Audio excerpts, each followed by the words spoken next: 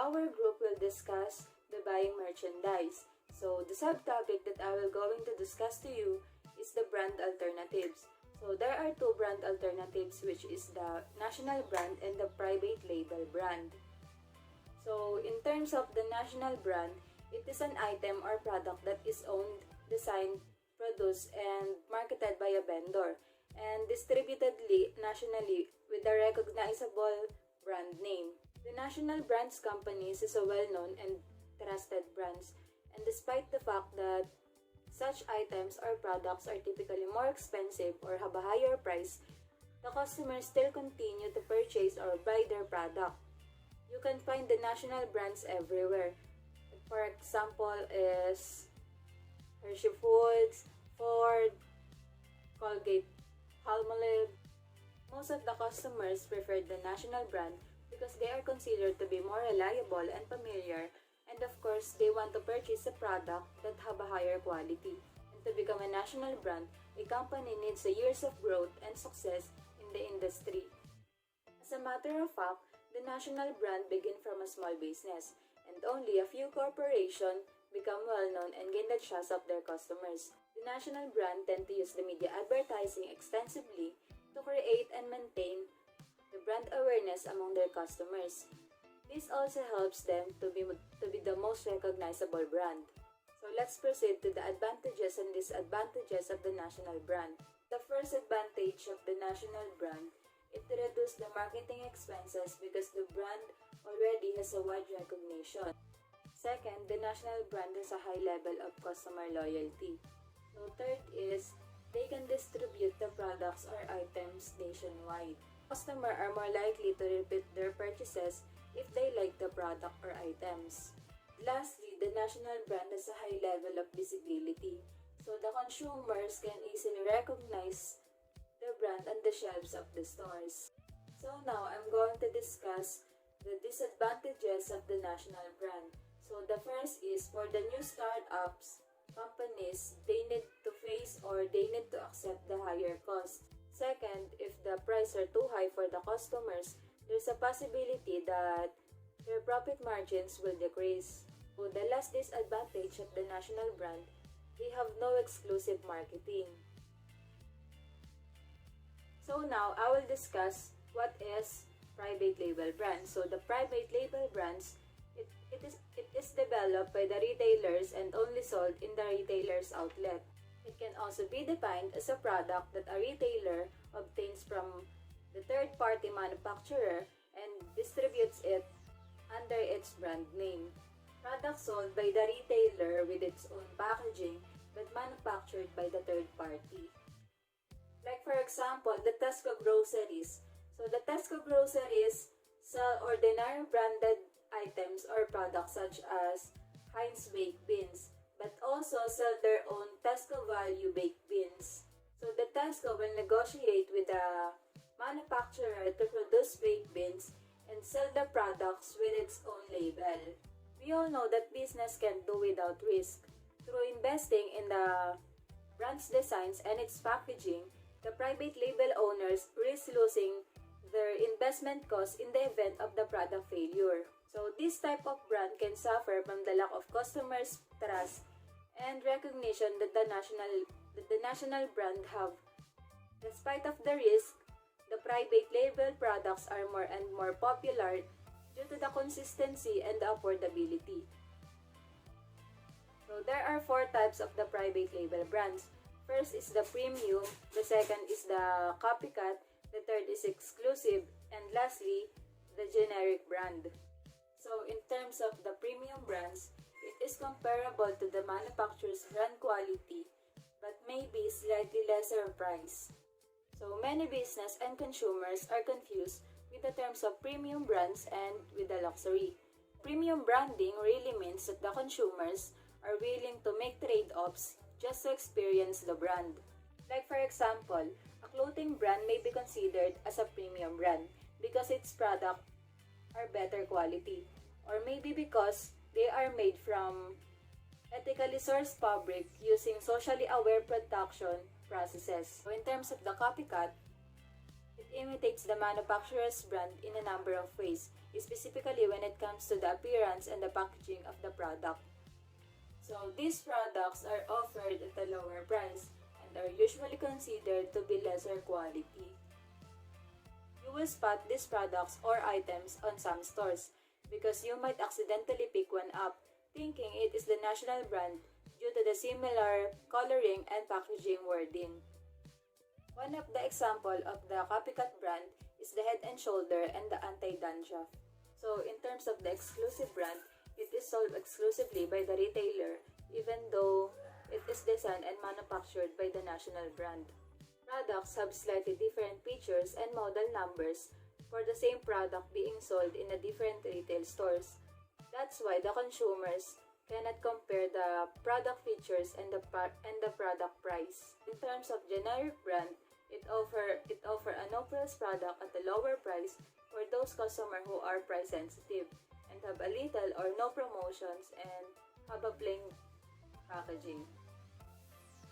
So now, I will discuss the advantages and the disadvantages of the private label brand. One of the advantages of the private label brands is the higher margins. Private label brands typically have significantly higher profit margins than the resale products. This is because the cost basis of making your own product is much lower. This is especially true if you do a good job of developing and marketing products of high quality that demand good prices in the marketplace.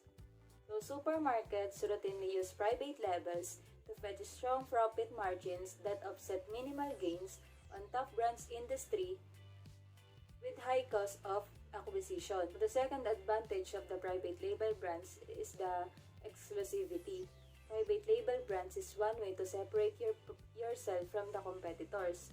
One of the greatest attributes of the private labels is that you inherently have an exclusive right to sell the product. If you market the brand well and create demand for it, you benefit as your customer's only source.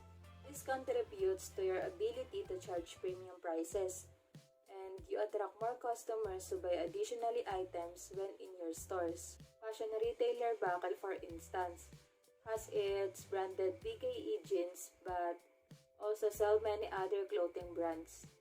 The next advantage of the private label brand is the loyalty. Building a loyal customer base is essential to long-term business success. Private label branding is one way to build customer loyalty from people who like your product. Higher quality brand with limited accessibility to a large customer base help you gain loyalty from core customers. So now, let's proceed with the disadvantages of the private label brands. So the first disadvantage of the private label brands is the dead inventory. If you order a line of private label products before analyzing your customer needs, you could make a bad product choice, and also you have a hard time on selling through your inventory. So the second disadvantage of the private label brand is the minimum orders. Most of the manufacturers requires a minimum quantity for each order before they will consider the customizing items to fit your private label requirements. So the last disadvantage of the private label brands is the customer perceptions, because some customers assume that the private label products are of lesser quality than the products of a brand name which they are familiar.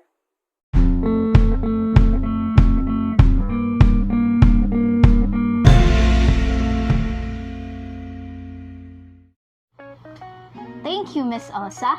As to continue the discussion, I am here to present the follow-up subtopic, which is buying national brand merchandise. First, let's define what is national brand. A national brand is an item that is owned, designed, produced, and marketed by a vendor and distributed nationally under a recognizable brand name. In layman's term, it is a brand name of a product that is distributed nationally under the brand name owned by the producer or distributor, such as Coca-Cola, Pepsi, Levi's, and Ranger. Though you may see them in some store or mall, The brand name will never be changed because national brand is already generate higher awareness and identity of its product is what most people are familiar with. Brand merchandising refers to unique quality of business in terms of its logo, a brand message, a motivational slogan, an illustration, and etc., where national brand has been already acquired. To appreciate the national brand, we should know the traits of its competitors. First, national brand must compete from local and private brand. As opposed to local brand, products distributed only in some areas of the country, while private label brands, products that carry the name of the retailer rather than the producer. National brands are produced by, widely distributed by, and carry the name of the manufacturer. Local brands may appeal to those consumers who favor smalls. Local producer over large national or global producers and may be willing to pay a premium to buy local. Private label producer can offer lower prices because they avoid the cost of marketing and advertising to create and to protect the brand. In North America, such as Walmart offers private label products. On the other hand, marketing and advertising may give consumers the impression that the national brand is superior to a local or private branded product. Knowing some background of competitors will help the brand or the business to boost its credibility and strategy to be the best among them. Why should we learn about this? For an instance, me as a product manager of a store, I am responsible for researching and purchasing a product. As I was going through the list of soft drinks, I placed an order for a number of cases of the store brand iced tea. Remember, a store brand is unique to the store and could not be purchased to another store. After that, a customer had requested a national brand of iced tea that morning. And I had to make decision whether or not to purchase that brand for my store. You see, we should also consider the importance of buying national brand merchandise because some or most people are already aware and engaged to those products. Remember, one thing we should practice in building our business is to know our consumers because the demand is on them. To better understand its capabilities, advantage and disadvantage must be clear and identified.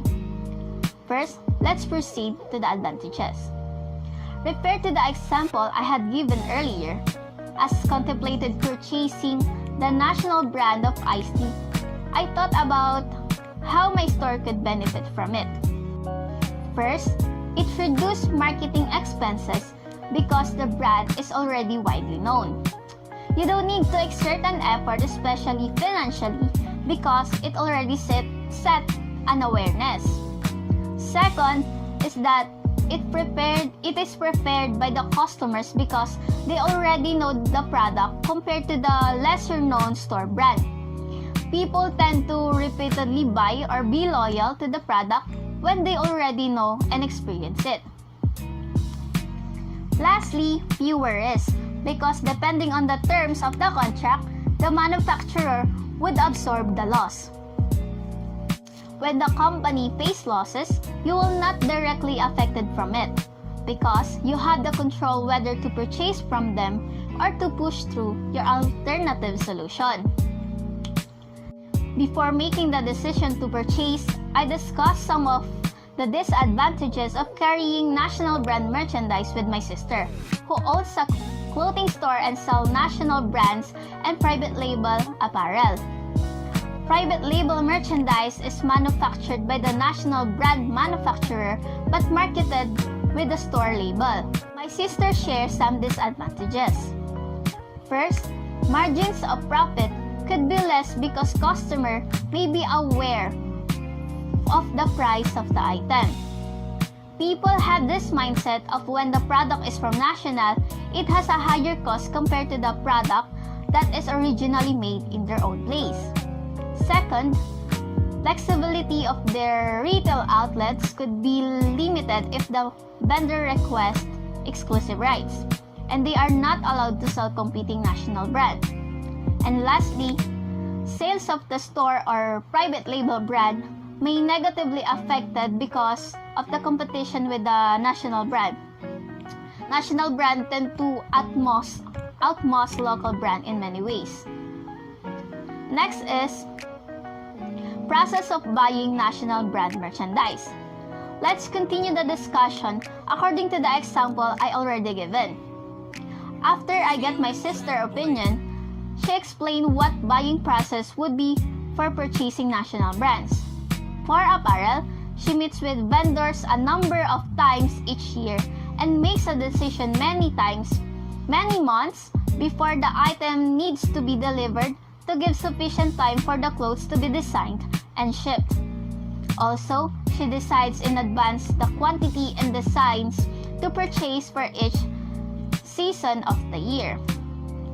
For my business, my sister suggests that because the national brand of IC is a staple merchandise, which means that consists of the items that is regularly purchased, displayed, and sold by the retailers. I would not have to meet with vendors that often, so I could arrange for it to be continuously replenished through the year. The question is, how I will able to purchase national brand? Here are the steps in buying national. First, meet the vendors. There would be a number of manufacturers of national brand products, and I would need to meet the manufacturers to understand the choices available. For example, Tropicana, Minute Maid, and Florida's Natural are all national orange juice brands, and I would need to make a decision about which to carry, in addition to the store brand items. Number 2 is vendors' historical performance. My sister says that for apparel, she needs to know which brand is trending at the moment. For example, she recently learned that a famous national brand has had a new style of jeans for fall, and she needs to understand how the brand fared last fall when it introduced a similar style.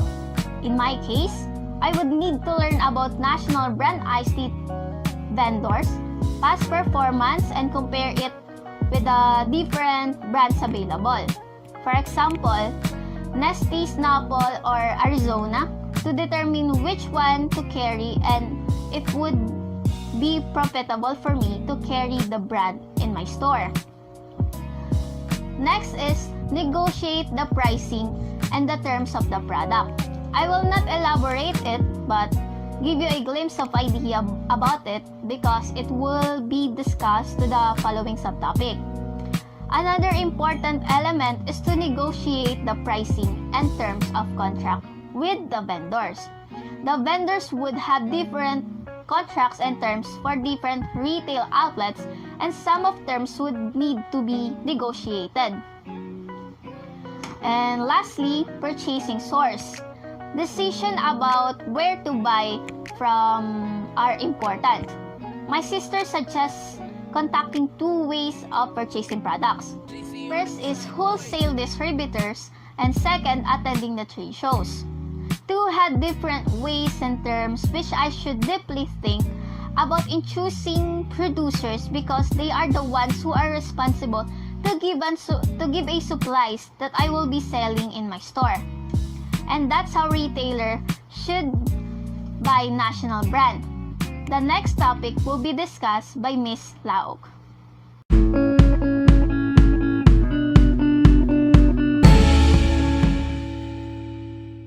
So, thank you, Ms. Alcaraz. Let's proceed to the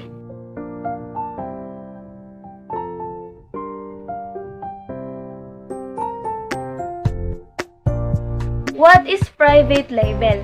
A private label product is manufactured by a third person or manufactured by a contracted manufacturer and sold under retailer's brand name with its own packaging.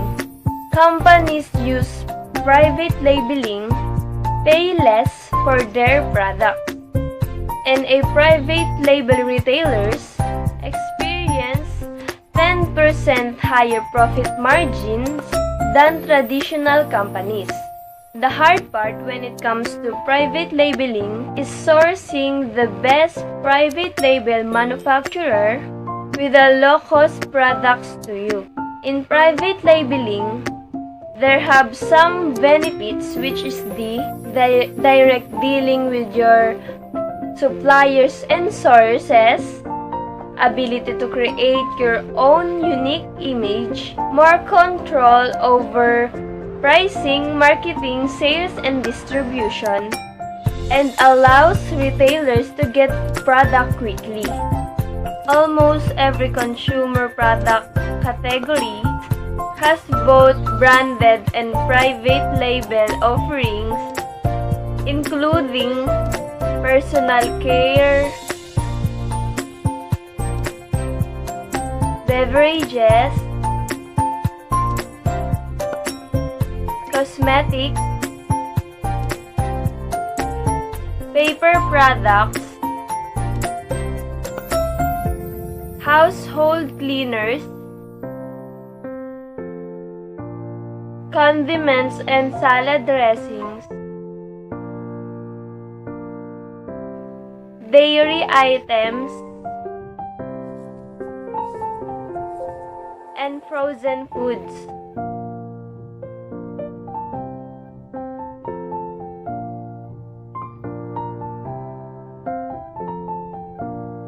First is sourcing private label product. In sourcing private label merchandise, first you need to find a manufacturer that's open for its private labeling for its product. But not all products can be a private label product. iPhones, for example, they are not available for private labeling because they are protected by the iPhone brand.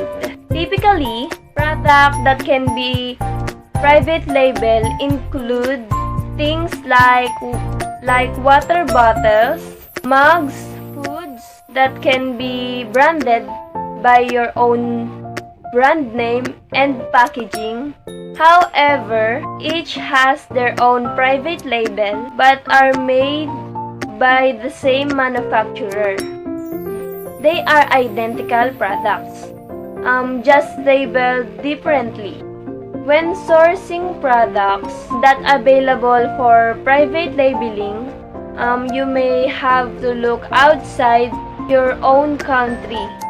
Sometimes, we're going overseas, you may find your products for cheaper, while some other manufacturers operates a private labeling business and make products specifically for private labels.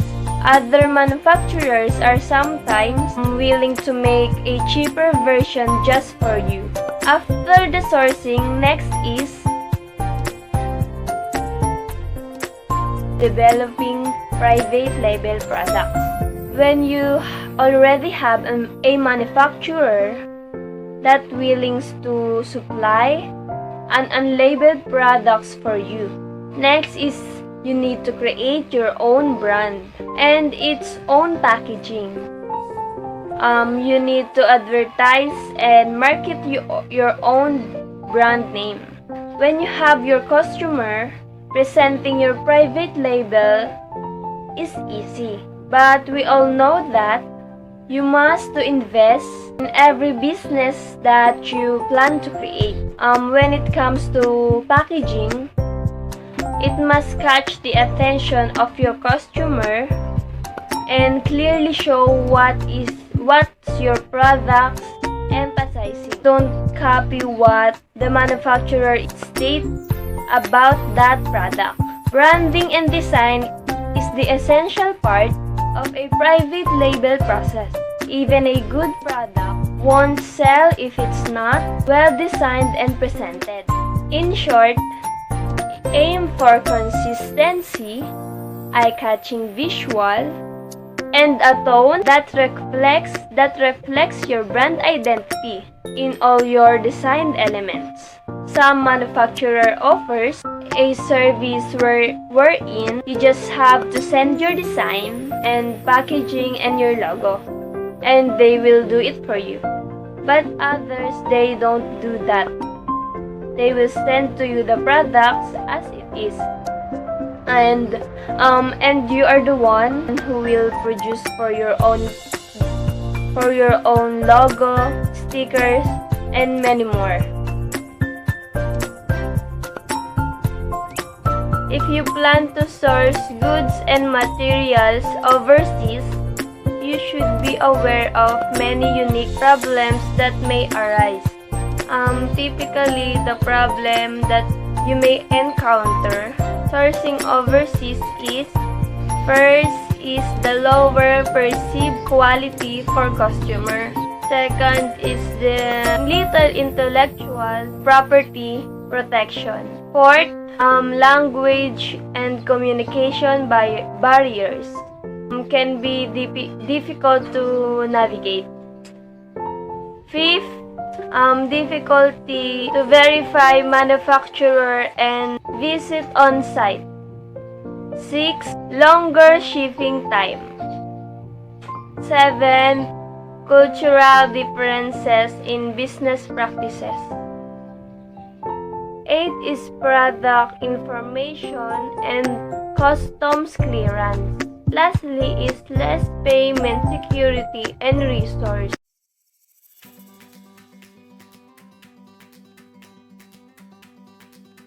So let's enumerate some types of private label manufacturers and some private label brands overseas. First type of private label manufacturer is skincare manufacturers. The skincare market can be extremely competitive, but there is still growth to take advantage of, especially if you focus on trends or find a niche connection. Think eco-friendly packaging, organic ingredients, and unique product design. One of the private label skincare manufacturers overseas is Vitel. Vitel offers naturally sourced and plant-derived formulas in their product. They offer some samples so you can explore their hundreds of products. Vitel is one of a handful of North American manufacturers who offer premium private label and contract manufacturing services to the professional skincare market. Vitel works with clients of varying sizes to create unique, effective products sold in premium packaging and finely finished. Second type is private label clothing manufacturers. This might be the easiest type of manufacturers to find, simply because there are 335,138 private label clothing manufacturers in the market, and that is according to IBIS World. We all know that there have different types of clothes. So the private label clothing manufacturers overseas is Bali Swim, who offers swimwear and activewear. And if you are looking for general clothing supplier, try Zega Apparel. They are US-based manufacturer, so you won't have to deal with language barriers, high shipping costs, and long turnaround times. Next type is private label beauty products manufacturer. We all know that beauty products are very popular as well as in the online selling market. Here are some trending beauty products ideas. First is anti-aging products. Next is men's grooming product. Third is products with eco-friendly ingredients and packaging. Next is specific children and baby products. One of the example of private label beauty products manufacturer in overseas is Mana. Mana is another US-based manufacturer with several certifications. Aside for color cosmetics, they offers skin and hair care products. It can be hard as a business owner to keep up with the latest trends. So Mana provides a presentation including trend reports. So that is some types of private label manufacturers and some example of private label brand overseas. So let's proceed to the next topic.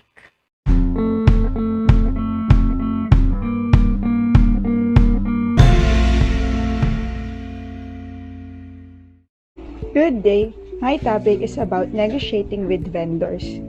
A negotiation is a formal discussion between two or more parties to reach an agreement. Two-way communication designed to reach an agreement when two parties have both shared and conflicting interests. When buying national brands or sourcing private label merchandise, buyers and firm employees responsible for sourcing typically enter into negotiations with suppliers. Negotiating the right deal with your suppliers doesn't necessarily mean getting what you want at the cheapest possible price. You may want to negotiate other factors such as delivery times, payment terms, or the quality of the goods. Most business owners would view a good deal as one that meets all the requirements, but there are many other factors to consider, such as whether you want to do business with a particular supplier again. Both sides should conclude a negotiation feeling comfortable and happy with the agreement. Negotiations can be unsuccessful if either side feels forced into a corner. Let's now proceed to the negotiation issues. Under the negotiation issues is first the price of the item, which is just how much it costs. Then the gross margin, or the amount of revenue or percentage thereof that remains once you subtract the cost of the goods sold. Under the price and the gross margin is margin guarantees and slotting allowance. Additional markup opportunity. The markup potential, in other words, how much more over the cost price of goods can be added to the goods. Then next one is purchase terms of purchase. Then exclusivity, which refers to the ability to offer a sale something no one else can. Then advertising or advertising allowance, or the other possibilities. Then the last one is transportation, or the cost of ship goods to the retailer. Next is price and gross margin issues. Markdown money, funds from a vendor to a retailer to cover decreased gross margin from markdown. Next is slotting allowance, a charge imposed by a retailer to stock a new item in the supermarkets. For retailers is to ensure efficient uses of their valuable space and to determine which new product merit inclusion in their assortment. Then to the manufacturers view them as an extortion. Before I end this presentation about negotiation with vendors, I will give you some tips for effective negotiation. First is have at least many negotiators as vendor. Choose a good place to negotiate. Next one is Be aware of retail deadlines. Separate people from problems. Then, insist on object information. Invent option for mutual gain. Next is let the other party to do talking. Know how far to go. Then the last one is don't burn bridges and don't assume. My next topic is all about strategic relationship. Retail and vendor committed to maintaining relationship over the long term and investing in a mutual beneficial opportunities. For me, a strategic relationship, also called a partner relationship, emerge when a retail and vendor are committed to maintaining the relationship over the long term and investing in opportunities that are mutually beneficial to the both parties. That is the strategic relationship. Having a good negotiation and long-term exchange of goods and services is a kind of relationship, a good relationship into the market. And now let's proceed to building blocks for strategic partnership. They are four foundations that are required for any successful and strategic relationship. First is mutual trust. Second one is open communication. The third one is common goals. And the last one is credible commitment. Let me give you an example that will discuss these four foundations in details. A retail vendor relationship. Jim is a retail shop owner and runs a neighborhood grocery store. For many years, he has had a trusted relationship with a national brand vendor for different types of milk, whole milk, low-fat, skim, fat-free, and organic milk. The retail vendor relationship between Jim and Mark, his vendor, took many years to reach its current level of stability and reliability. The relationship was built on the four foundations that are required for any successful and strategic vendor relationship. Let's take a look at these four foundations in details. Mutual trust. Jim was introduced to Mark through his retail friend. Even though Mark was highly recommended, Jim and Mark had to resolve a few misunderstandings at the beginning of their relationship. Jim had to trust that Mark would offer him a competitive contract, make sure that the product he requests are delivered on time, and offer discounts when purchasing in bulk. When a snowstorm hit the area and Mark wasn't able to deliver milk to Jim but did so for Jim's neighboring competitor, Jim felt his trust was betrayed. Mark also had to learn to trust Jim. Jim failed to make some of the initial payments on time, and Mark had to rediscuss their payment terms and preferred an alternative methods of payment. They were beginning to learn that mutual trust was essential for a good business relationship. In open communication, Jim also learned that open communication is essential for the retailer-vendor relationship with Mark to succeed. Following the breach of trust, Jim had to renegotiate the term of his contract with Mark. He had to develop a mutual understanding agreement on time, frame for orders and deliveries, and trust that Mark would keep the terms discussed. Jim had to receive verbal assurance from Mark about the quality of product delivered. Mark had to be open about his expectation from Jim as a retailer regarding business goals and expectation for maintaining required quantities in sales and deliveries. Both of them expressed their concerns and communicate openly about their business needs. Then in common goals, just like any other retail vendor relationship, both Jim and Mark had common goals so that their business would be successful. Customer satisfaction, improving efficiency, optimizing transformation of goods, improving quality, and long-term stability were some of the goals they shared.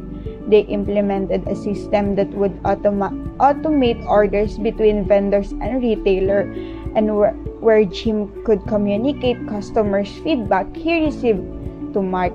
By trusting each other and following best practices, they aim to achieve and retain long-term stability in purchasing and selling patterns.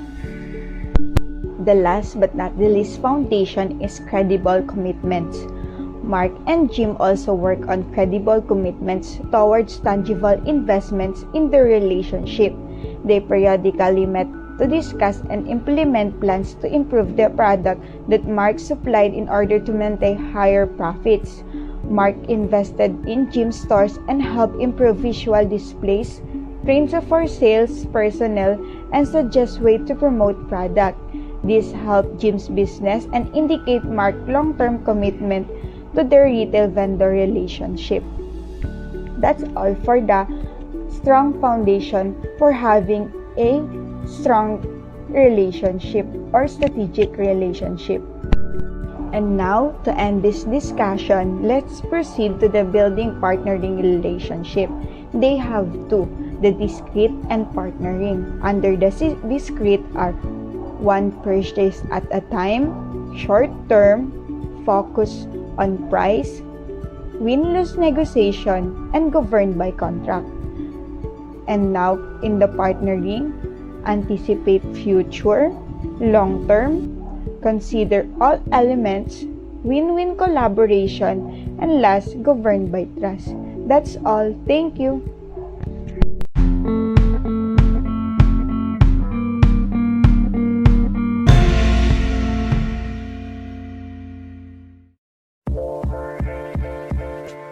The Robinson-Patman Act was passed by the U.S. Congress in 1936 to restrict the price and terms that a vendors can offer to retailers.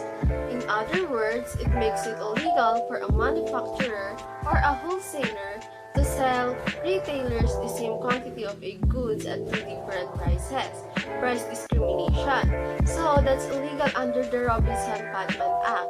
But don't get that confused though, because if a vendor sells a train car load of merchandise to one retailer and a small quantity to another retailer, they can have a different price based on quantity discounts. But if you are selling to a different retailers with the same quantity of goods, then you have to sell it at the same price.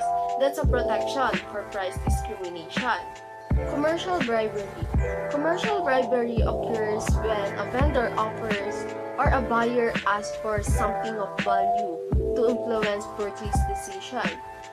So let's say you are responsible for buying water ski equipment and the vendor then delivers a jet ski to your house. So to influence your purchase decision right, that would be a commercial bribery. Most companies today require the employees to sign a contract saying that I wouldn't take any bribes when I dealt with vendors, that I would only take maybe a talking gift, a free cup of coffee, or something like that. And some companies will not even allow their employees to do that. But this is interesting how this has changed over the years, because it wasn't uncommon in the past to see a lot of those examples. Chargeback.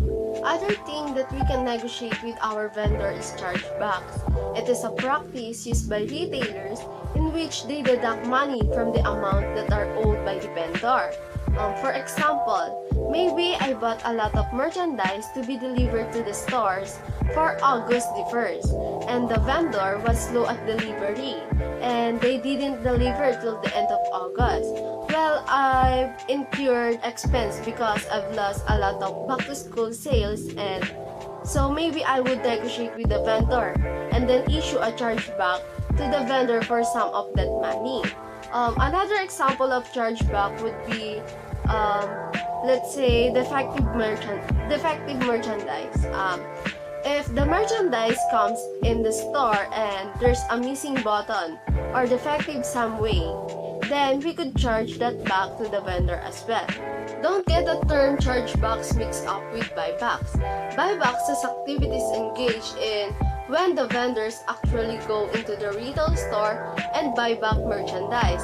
It could be their own merchandise that they are cleaning up or buying back to allow them more space for new merchandise for the next season, or it could even be that the vendors goes into the store and agrees to buy back some of competition's merchandise to create more space for their merchandise. So that's an example of buybacks, not to be confused with chargebacks. Other things we have to be aware of is, of course, counterfeit merchandise. Counterfeit merchandise involves manufacturing goods, usually inferior to the original, and selling them using the brand name without the owner's permission to defraud and deceive. Generally, they are sold under an identical trademark that is indistinguishable from the true brand owner's trademark, and without either the approval or oversight of the owner. It is also involved using a similar yet confusing trademark or service mark that is associated with similar services or products. Gray market goods involves the flow of merchandise through distribution channel across international borders or other than those authorized by the manufacturer. So manufacturer is producing a good to sell to Macy's and then buy say large quantity of that good, and they can sell all of it, so they agree to sell some to another department store. So that would be an example of gray market. The other department store didn't deal directly with that vendor. An example of gray market merchandise would be diverted merchandise. It is similar to gray market except there need not to be distribution across international borders. Black market, on the other hand, appears when consumer goods are scarce or we're trying to maybe get around an excessive tax or something of that nature, and we create a black market for the good. And black market typically are not illegal. Exclusive dealing agreements. In simple terms, an exclusive dealing contract prevents a distributor from selling the products of a different manufacturer, and the requirements contract prevents a manufacturer from buying input from a different supplier. Tying contract exists when the vendor requires that a retailer take a product that doesn't necessarily want. So if you want their very best seller, for example, you may have to agree to buy other products within the same line in order to get their seller. So basically, it's a tying contract. They have tied the other product to the sale of the product that you really want. Refusal to deal as the practice of refusing to actually sell to a retailer. So for example, if I'm working with a designer group and they specify exactly how we should present the merchandise in our store and when we should mark it down and when we should run it on sale. And if we didn't agree with their terms, well, we're perfectly legal. We could do that, but the vendor didn't sell us merchandise the following season either. So, they could refuse to deal with us if we didn't follow their terms. In this situation, they are the ones that were in control because we wanted their merchandise. We had to comply with their terms, and otherwise, they would refuse to deal.